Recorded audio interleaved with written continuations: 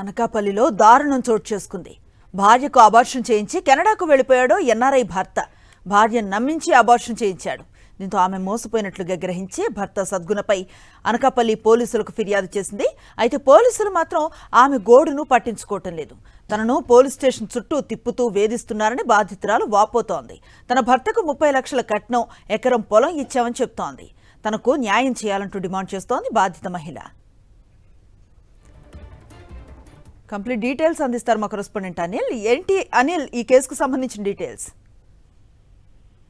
భర్త పెళ్లి అయిన తర్వాత భార్యను నమ్మించి ప్రెగ్నెన్సీ వచ్చిన తర్వాత అబార్షన్ చేయించాడు. పక్కా పథకం ప్రకారం అబార్షన్ చేయించి కెనడాకు చెక్కేశాడు. అయితే ఇండియాలో తొలుత కెనడాలోనే ఉండేవారు. ఇద్దరు కూడా కలిసి ఇండియాలో సెటిల్ అవుదాం అని చెప్పి ఇండియాకు తీసుకొచ్చి అబార్షన్ చేయించిన తర్వాత గుట్టు చప్పుడు కాకుండా మళ్ళీ వస్తానని చెప్పి కెనడాకు చెప్పి చెక్కేసి అక్కడి నుంచి ఎన్నిసార్లు ఫోన్ చేసినా కుటుంబ సభ్యులను సంప్రదించినా సరే స్పందించినటువంటి పరిస్థితి కనిపిస్తుంది. దీంతో బాధిత మహిళ పోలీసులను